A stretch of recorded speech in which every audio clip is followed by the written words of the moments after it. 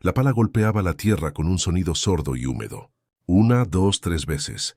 Cada golpe resonaba en el silencio de la noche, un eco sordo de lo que acababa de hacer. El sudor me corría por la frente, pero no era por el esfuerzo, era miedo. Un miedo frío y paralizante que se aferraba a mis huesos. El aire olía a tierra mojada y a algo más, algo metálico y dulce. Sabía que ese olor no se me iría jamás. A pocos metros, bajo una lona barata, yacía el cuerpo de quien hasta hace unas horas había sido mi mejor amigo, mi hermano. Me ven aquí con este uniforme naranja y seguro piensan que saben quién soy. Un monstruo. Un asesino. Ay, no les culpo. En parte, tienen razón. Pero antes de este uniforme, antes de estas 4 paredes, yo era otra persona. Me llamo Mateo, y cuando todo esto pasó tenía 17 años. Mi vida entera se desarrollaba en un pequeño barrio de casas idénticas, de esos donde todos los vecinos se conocen, o creen conocerse. Esta historia no empezó con una pala en la oscuridad. Empezó, como casi todas las buenas historias, con una amistad que parecía indestructible. Mi vida antes de esto era absurdamente normal. Iba al instituto, odiaba las matemáticas, jugaba videojuegos hasta la madrugada y contaba los días para que llegara el fin de semana. Y en el centro de ese universo estaba Leo. Leo no era solo mi amigo. Vivía en la casa de al lado, y el muro que separaba nuestros patios traseros era más una formalidad que una barrera. Había un hueco en la valla que nosotros mismos hicimos cuando teníamos 8 años. Era nuestra puerta privada. Crecimos juntos. Aprendimos a andar en bici en la misma calle. Nos rompimos el mismo brazo con una diferencia de 1 mes.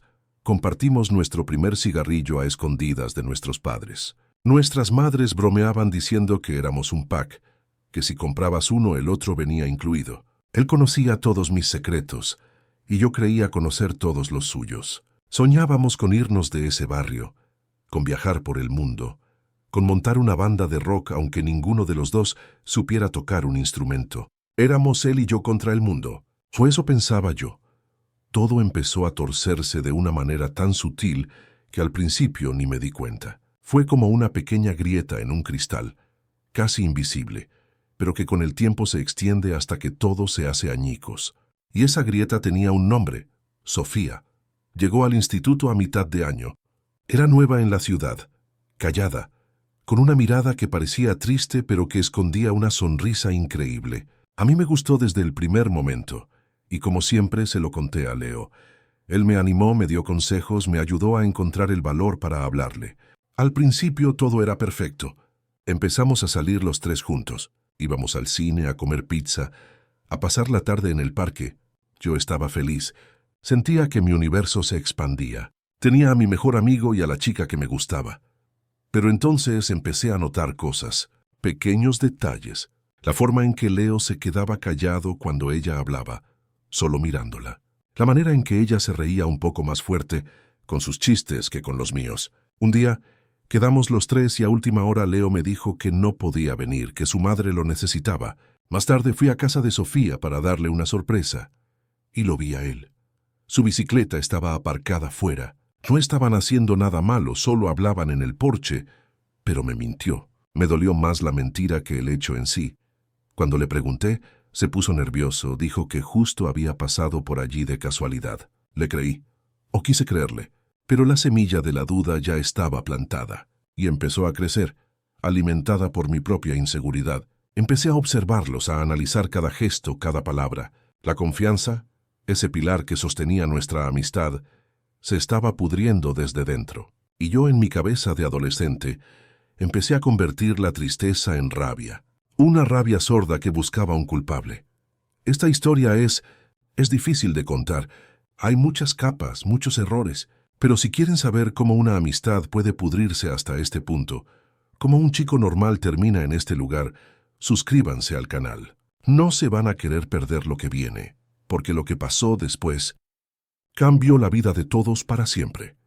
Déjenme saber en los comentarios desde qué ciudad y a qué hora están viendo esto. Quiero saber hasta dónde llega mi historia.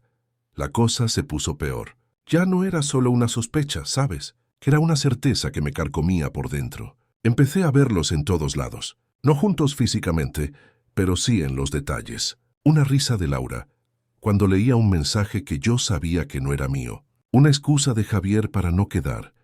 Demasiado vaga, demasiado rápida. Tengo cosas que hacer con mi familia, me decía. Pero luego mi hermana lo veía cerca del cine, solo. Solo, no me lo tragaba. Empecé a sentirme como un fantasma en mi propia vida. Me sentaba con ellos, con mi novia y mi mejor amigo, y sentía una pared de cristal entre nosotros. Ellos compartían miradas, sonrisas cómplices que duraban un milisegundo, pero para mí eran una eternidad. El aire se volvía pesado, olía a traición. Cada vez que Javier ponía una mano en mi hombro y me llamaba hermano, sentía una arcada. Era un veneno lento. Mi cuarto, que era mi santuario, se convirtió en una celda de tortura. Daba vueltas y vueltas, imaginando escenarios, conversaciones, sus cuerpos juntos. No dormía. La rabia era como un zumbido constante en mis oídos, un calor que me subía desde el estómago hasta la garganta. La decisión no fue algo que medité. No hice un plan con pros y contras. Fue un chispazo, una explosión. Fue un martes por la tarde. Llegué a casa antes de tiempo. El profesor de química se había enfermado. Al entrar, escuché risas desde el patio trasero. La risa de Laura, inconfundible. Pero había otra, la de él. Me asomé por la ventana de la cocina. El corazón me martilleaba contra las costillas, tan fuerte que temía que lo escucharan. Estaban sentados en el columpio que mi papá construyó, muy juntos. Él le susurraba algo al oído y ella se reía echando la cabeza hacia atrás. Y entonces lo vi. Él le acarició la mejilla, con esa familiaridad que antes era solo mía. Y ella se inclinó hacia él. No se besaron, pero fue peor. Fue la intención, la promesa. En ese instante, el zumbido en mis oídos se convirtió en un silencio absoluto. El mundo se detuvo. Todo el color se drenó y solo quedó el blanco y negro. Blanco, el vestido de ella. Negro, la sombra de él sobre ella. Y rojo, un rojo intenso que empezó a teñirlo todo en mi mente. Ya no había vuelta atrás. No había perdón. No había futuro. Solo había ese momento. La única idea clara en mi cabeza fue: esto tiene que parar. Él no podía seguir respirando el mismo aire que yo. No podía seguir existiendo en mi mundo. Esa misma tarde le mandé un mensaje. «Tío, necesito ayuda con una cosa en el jardín. ¿Puedes venirte mañana después de clase?» Su respuesta fue casi inmediata. «Claro, hermano. Para eso estamos, hermano». La palabra me quemó los ojos. La noche antes no dormí. Me la pasé en el patio trasero, mirando el lugar exacto. El lugar debajo del viejo roble. El suelo ahí era más blando. Caminé de un lado a otro, sintiendo la tierra húmeda bajo mis pies. No sentía miedo ni tristeza, solo una calma fría, aterradora, como si estuviera viendo una película. Al día siguiente, en el instituto, actué normal. Lo saludé, bromeé con él. Por dentro era un desierto. Cada segundo era una cuenta atrás. El timbre final sonó como un disparo de salida. Nos fuimos juntos a mi casa. Es una locura, ¿verdad? Caminar al lado del chico al que vas a matar, hablando de un examen de historia. Si quieren saber cómo termina todo esto, cómo llegué a este punto sin retorno, suscríbanse al canal, porque lo que viene es todavía más fuerte. Al llegar a casa, mis padres no estaban. El silencio era perfecto. Le ofrecí un vaso de agua. Mis manos no temblaban. Estaba extrañamente sereno. «Vamos fuera», le dije. El sol de la tarde pegaba fuerte, creando largas sombras en el césped. El aire olía a hierba recién cortada y a la cena del vecino. Le señalé el fondo del jardín. «¿Qué es por aquí?», le dije y empecé a caminar. Él me seguía, confiado. No tenía ni la más remota idea. El corazón me empezó a latir más deprisa, no por nervios, sino por anticipación. Cada paso era más pesado. Podía sentir el sudor frío en mi nuca, el sabor metálico en mi boca. Estábamos llegando al roble. Comenten desde qué ciudad y a qué hora están escuchando esto. El golpe fue sordo, un sonido húmedo, asqueroso, que nunca voy a olvidar. No fue como en las películas. No hubo un grito dramático, solo un quejido ahogado, un espasmo y luego nada. El silencio que vino después fue lo más aterrador que he escuchado en mi vida. Era un silencio pesado, denso, que me aplastaba los oídos. Lo miré en el suelo y por un segundo mi mente se quedó en blanco. No había pánico ni remordimiento, solo un vacío absoluto. Era como si estuviera viendo una película, como si ese no fuera yo, como si ese no fuera el cuerpo de Javier, mi hermano, mi único amigo. La adrenalina me bombeaba tan fuerte que sentía el pulso en las sienes. El olor a tierra mojada se mezcló con otro olor, uno metálico y dulce, que empezó a inundarlo todo. Era el olor de su sangre. Mi primer pensamiento no fue ¿qué he hecho? Fue tengo que esconderlo. Fue un instinto animal, frío y calculador. No podía dejarlo ahí. Arrastrarlo fue horrible. El peso muerto es una cosa real, una carga increíblemente difícil de mover. Cada centímetro era una lucha. Lo llevé a la parte de atrás del patio, junto al viejo cobertizo de herramientas, donde mi papá guardaba las cosas de jardinería. La luna estaba casi llena, y me daba una luz fantasmal que hacía que todo pareciera irreal. Agarré la pala. Cavar fue mi penitencia esa noche. La tierra estaba dura. Cada palada era un esfuerzo brutal. Mis músculos gritaban, el sudor me empapaba la ropa. Cavaba y lloraba, pero no de tristeza, sino de rabia, de miedo. Cavaba con la furia de un loco, pensando que si hacía el hoyo lo suficientemente profundo, podría enterrar también lo que acababa de hacer. Cuando el hoyo fue lo bastante grande, lo dejé caer dentro.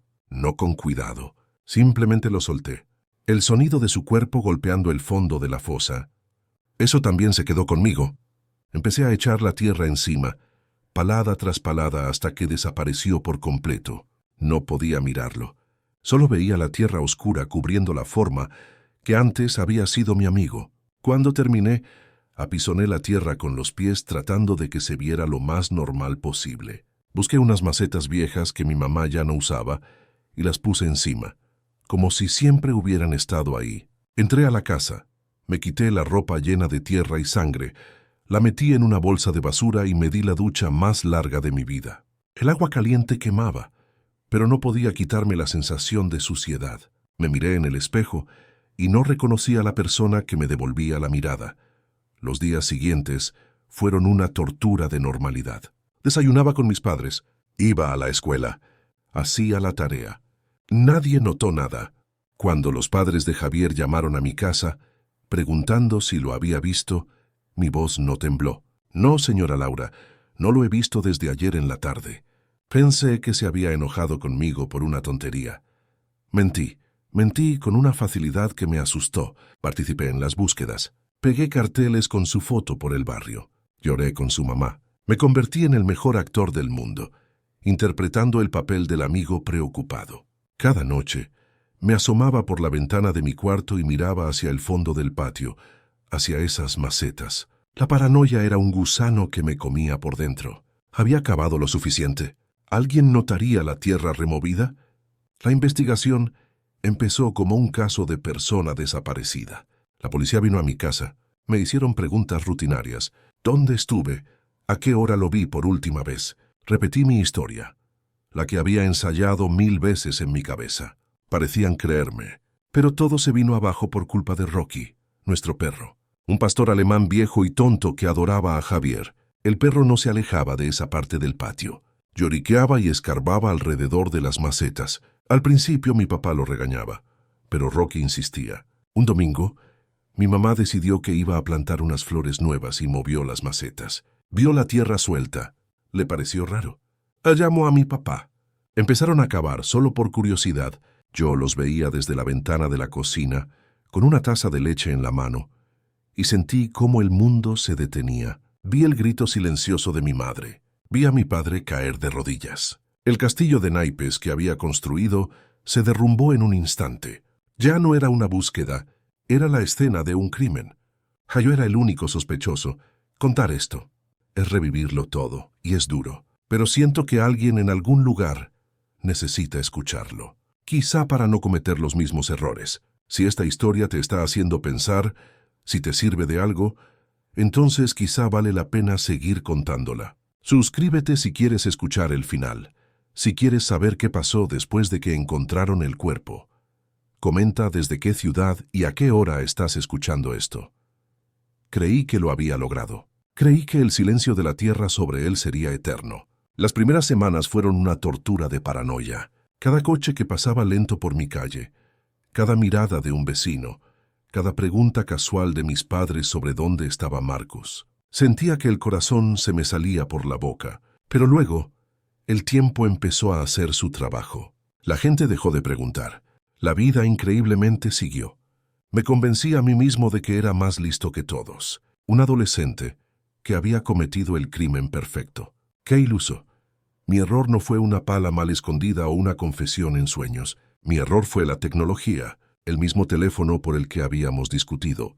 Los detectives, al no encontrar a Marcos, empezaron a reconstruir sus últimos días. Su última señal de celular, la última torre a la que se conectó, marcaba un radio que, casualmente, incluía mi casa.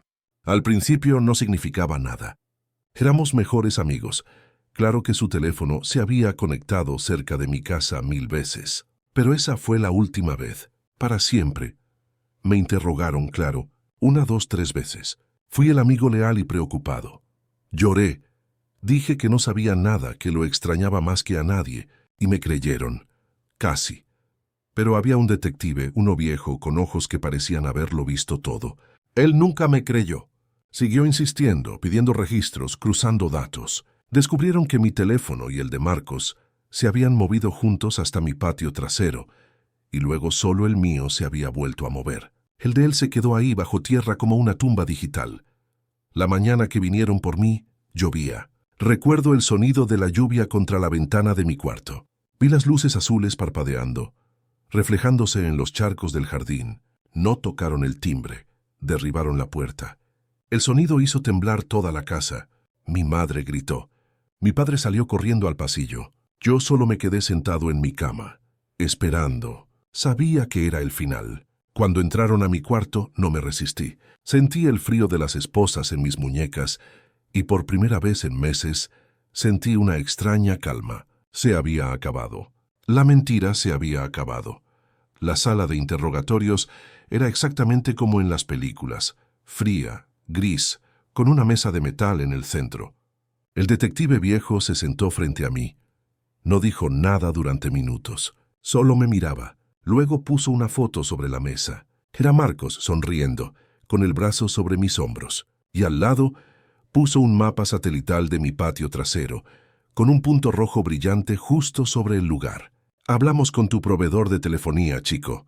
Sabemos que su teléfono está ahí. ¿Quieres que vayamos con perros y palas y hagamos un show para tus vecinos? ¿O quieres empezar a decir la verdad? Y me rompí. Todo salió. La discusión, el empujón, el golpe, el pánico. Lloré como no había llorado nunca. No por miedo a la cárcel, sino por la imagen de mi amigo en esa foto. Por lo que le había hecho al único hermano que tuve. Confesé cada detalle horrible, guiando a la policía a través del recuerdo de esa noche. Les dije dónde cavar. El juicio fue un borrón. Caras desenfocadas. La voz del fiscal grave y acusadora. El llanto silencioso de la madre de Marcos en la primera fila. Mi abogado intentó argumentar que fue un accidente, homicidio involuntario, pero yo había escondido el cuerpo. Había mentido durante meses. Eso no era un accidente, era malicia. El jurado no tardó mucho. Culpable. Se le condena a 25 años de prisión. Cuando escuché la sentencia no sentí nada. Era solo un número. Pero ahora, después de 10 años aquí dentro, entiendo el peso de ese número. Cada día es un recordatorio. Cada amanecer en esta celda es un monumento a la peor decisión de mi vida. No hay justificación para lo que hice. El arrepentimiento es un océano en el que me ahogo a diario. Le quité la vida a mi mejor amigo por un momento de ira estúpida. Y al hacerlo también destruí la mía. Pienso mucho en las decisiones, en cómo un segundo puede cambiarlo todo. Un camino que se bifurca y eliges el incorrecto, y ya no hay vuelta atrás. Estás atrapado en ese camino para siempre. Mi historia no es para dar miedo, es para que se entienda que las consecuencias son reales y son permanentes. La violencia nunca es una respuesta, solo es el inicio de más preguntas y más dolor. Humaniza a la persona que tienes enfrente, incluso en medio de la rabia. Piensa, respira, porque un segundo de furia te puede costar toda una vida. Historias como la mía necesitan ser contadas, no para glorificar el crimen, sino para exponer su verdadera cara, la miseria, la pérdida y el vacío. Si este relato te ha hecho reflexionar, suscríbete al canal para no perderte otras historias que te obligarán a ver el mundo desde una perspectiva diferente. Me ayuda mucho saber que hay alguien ahí fuera, escuchando, intentando comprender. Comparte esta historia si crees que alguien más necesita oírla. Y déjame una pregunta en los comentarios. O dime qué habrías hecho tú en una situación de tanta presión. Me gustaría leerte. Comenta desde qué ciudad y a qué hora estás escuchando esto. Saber hasta dónde llegan mis palabras le da un poco de sentido a mis días aquí dentro. Gracias por escuchar.